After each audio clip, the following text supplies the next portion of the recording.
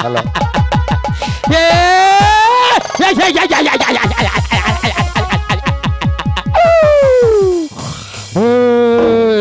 সত্যবতী, আমি তোকে অন্ধকার কারাগারে এনে চাবুকের পর চাবুক পাহাড় করছি কেন জানিস? রাতের অন্ধকারে তোর স্বামীকে ঘরের খুঁটির সাথে বেঁধে তোকে কেন কারাগারে নিয়ে এসেছি জানিস? জানবি রে জানবি, আমি তোর ওই পণ্য কুটিরে আশ্রয় নিয়েছিলাম। রাতের অন্ধকারে প্রবেশ করে ভগবানের আজ্ঞাবহদূত, ভগবানের আজ্ঞাবহদূত আমাকে বলেছে তোর ওই গর্ভজাত সন্তান এই পৃথিবীতে এসে আমাকে নিধন করবে, আমার সিংহাসন কেড়ে নেবে। কিন্তু না, তোর ওই গর্ভজাত সন্তান, তোর ওই গর্ভজাত সন্তান এই পৃথিবীতে আসার পূর্বেই আমি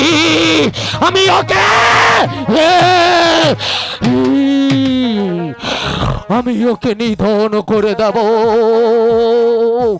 আমার পথির কাঁটা উপড়ে ফেলবো, বাজবে না সত্যবতী, তোর গর্ভজাত সন্তান বাজবে না। আমি বাঁচতে দেব না, আমি বাঁচতে দেব না।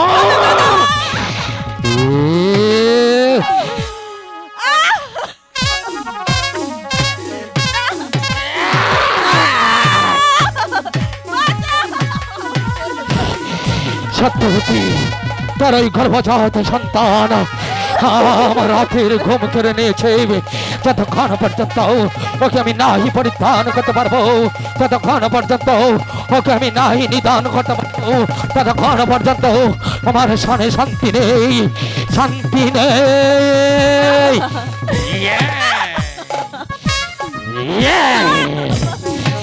এই আমায় ছেড়ে দাও।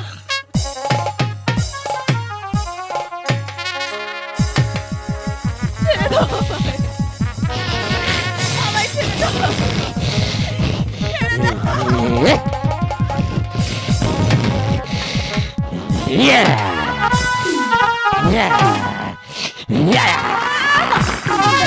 আমায় ছেড়ে দাও। আমি আর চলতে পারছি না।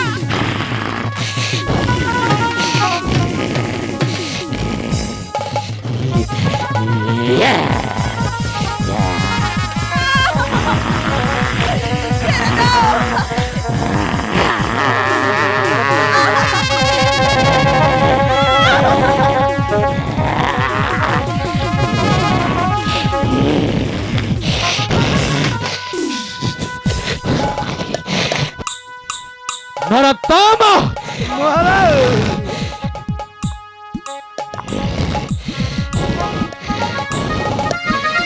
আমাকে ডেকেছেন মহারাজ,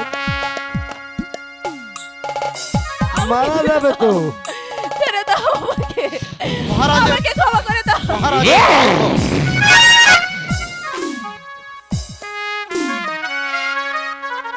ও কি রাজনে হে